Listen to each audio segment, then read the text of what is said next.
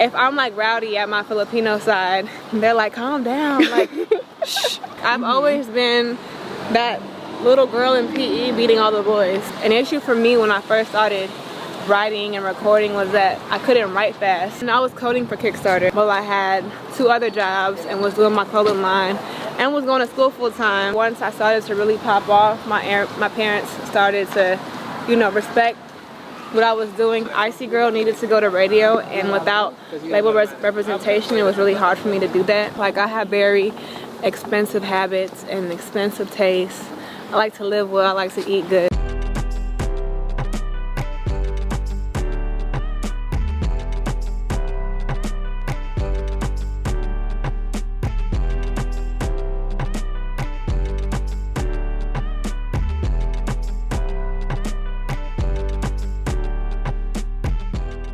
Hi, this is today I'm here with SAWEETIE. Hey girl!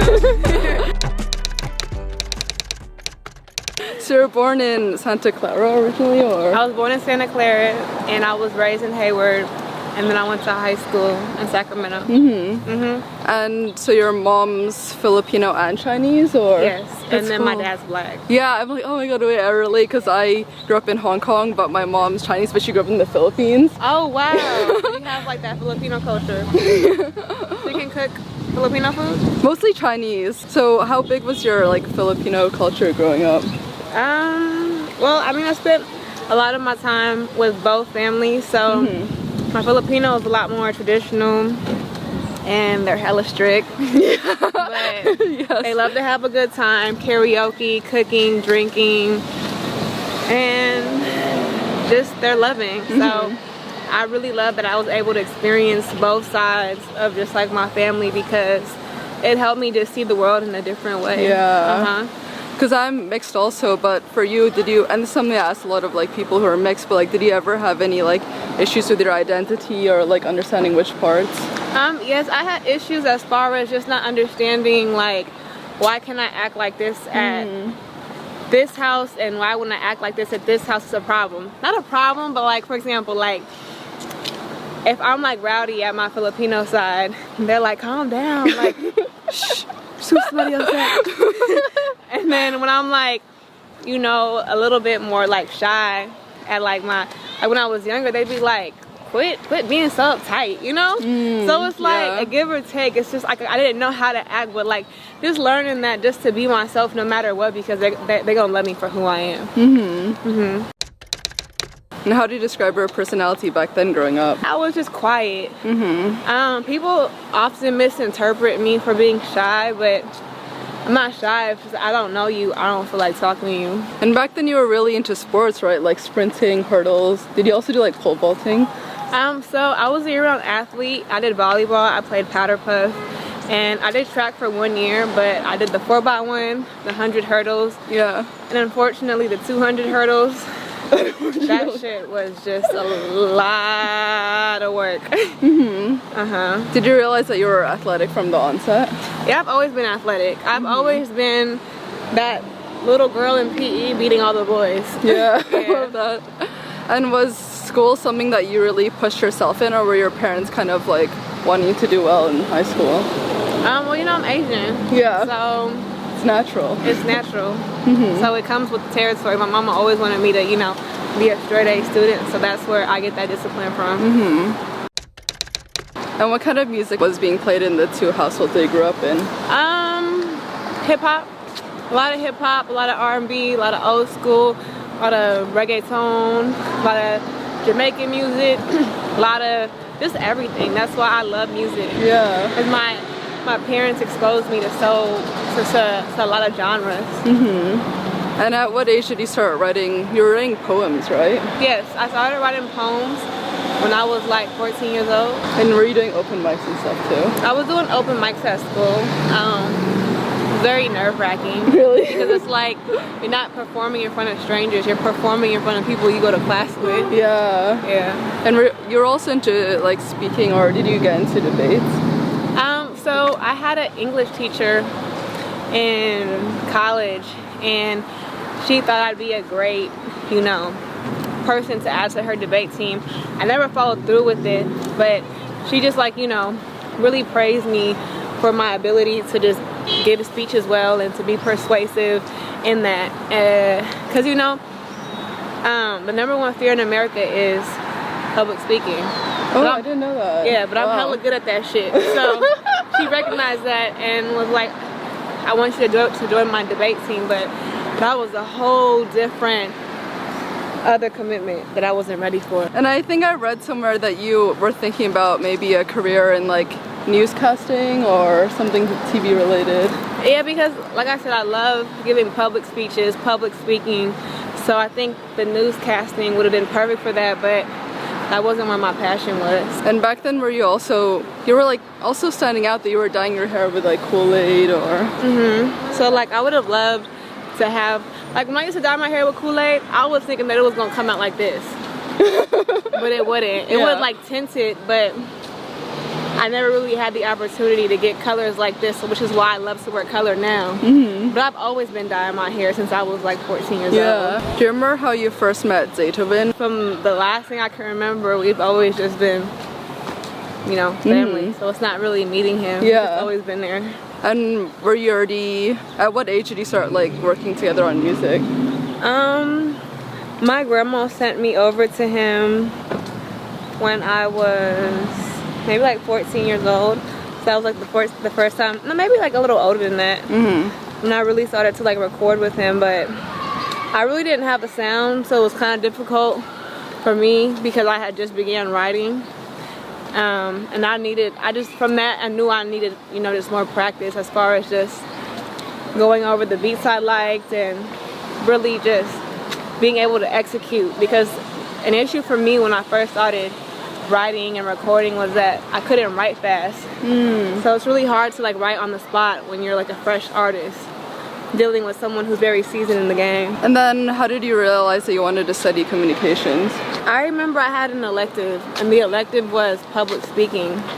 So from there I asked like what major is like this, and at the time I was at San Diego State, and they had told me that communication was very similar to the elective I took. And I was like, I want to be a communication major. And back then, were you working also side jobs like at Kickstarter or something? I was coding for Kickstarter. For my professor, I was a receptionist, I was a waitress, and I also sold these t-shirts. Yeah, money making money. How did you start coding, or how did you get into it? Well, my friend who was already coding asked me if I wanted another job, and I'm always into getting money. So I was like, of course. So they trained me. I was making $20 an hour, and for like a college student, like that's a lot of money an hour. So I took the job while I had 2 other jobs and was doing my clothing line and was going to school full time. That's crazy. How did you juggle everything? Honestly, girl, I just did it. Like, when you're in it, you don't realize how much you're accomplishing and how much you're doing until you look back. So at the time, I didn't realize how much I was really hustling and going hard for myself. Were your parents aware of how much music meant to you and that it was going to be your career one way or another? My dad did. My mom, you know, she was a little skeptical, but I think once I started to really pop off, my parents started to, you know, respect what I was doing, because it can be a little scary and just unsure when your kid is pursuing something in entertainment, because becoming an artist is not promised. How did you meet people early on in music before you even started to do the Instagram stories, Instagram videos? Thank you. You're welcome. I was just recording on my phone and posting it because I didn't have access to a studio. Did you already start having studio time before like labels started approaching you? When ICY GRL started to pop off, I had about 6 labels coming for me, and even after I signed with Warner Brothers, other labels were still, you know, asking about me, but by then I was already signed. And then how do you realize it was the right time to talk to labels, like after you started doing the Instagram videos? Well, at that time, ICY GRL needed to go to radio, and without label representation, it was really hard for me to do that. So I feel like with the deal that I was given, it was right, because ICY GRL had already a big buzz. I was already bringing something to the table, so it wasn't so much of me trying to come up with a song to release after I was signed. We already had it. And how did you meet your management? I met him at a Puma event. I didn't know who he was, and after I realized who he was, I was like, dang, like someone of that stature wants to work with me. So I took the meeting, and we've been vibing ever since. We work really well together. He's a workaholic, I'm a workaholic.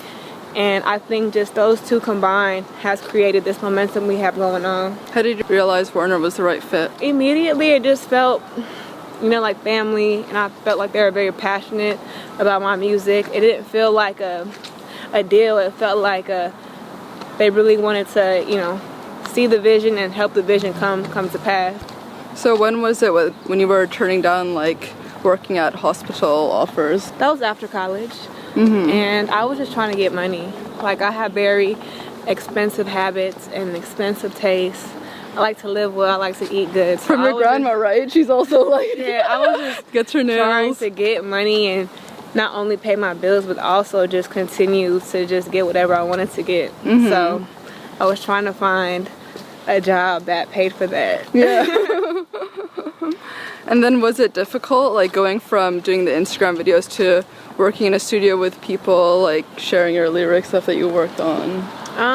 It was a little difficult because one of my weaknesses is writing slow. I really like to take my time. So when I'm working with people who normally work fast, sometimes it's a little frustrating for me, but I'm getting better at that. And how about sharing your lyrics, like the vulnerable side? Is that difficult or? It is, but it isn't. When I'm really passionate about something, it tends to, you know, come out easier. So it has its, like, you know, its pros and its cons. How did the Fenty Super Bowl ad come about? It came about because one of my friends who I went to USC with, where she was working with Fenty and she showed them ICY GRL and they thought I'd be a good fit for it. How about with Reebok? With Reebok, it was just kind of one of those things where they thought that my brand and their brand would be good for the collaboration they had coming out. When did you meet Kehlani and G-Eazy originally? I met Kehlani and G-Eazy through our management and through collaborating. But before that, I don't believe I met them. So it was really dope to work with them. What made you want to start your label? I wanted to start my label because I'd like to give an opportunity to like people who are once in my position. Like I said, I didn't have resources, so I went straight to social media to get my music out there. How did you realize it was the right time for all this, like your label? I've learned that there's really not a right time for anything unless it's like, you know, an EP rolled out where you have to be strategic, but I feel like if you can do something, then do it. And what's the inspiration for your upcoming EP, ICY? The inspiration was just sassiness, attitude, and me just being unapologetically me. I feel like I was, you know, holding back in a sense where I wasn't really talking about everything I wanted to talk about. But for this EP, I wanted the listener to feel like she was my homegirl, like my homeboy. So it's very, you know, it's a little provocative, but shit, I was having fun with it. Yeah. How about the music video inspiration behind Piss? Pissed. I love Game of Thrones. I'm so excited for the new season. The whole video was so well shot and everything. Thank you. I'm really excited for this season. I really just wanted to channel my inner Khaleesi because she's just so bossed up and she be running shit.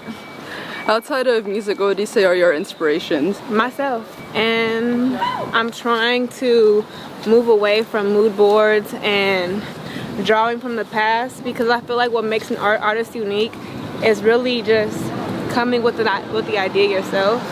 So I'm trying to just work on more original content. And what was it like working with Quavo on your upcoming EP? It was so exciting. You know, he has a lot of knowledge and a lot to share. So when we're in the studio, it's like a student and a teacher, and I learn a lot from him. And what is the dynamic like being close but also being like music partners and bouncing music off stuff? It's a lot of fun. We have a lot of fun together. And the songs that we have will, you know, illustrate that. And has religion always been a big part of your life, right? You pray a lot. Faith has.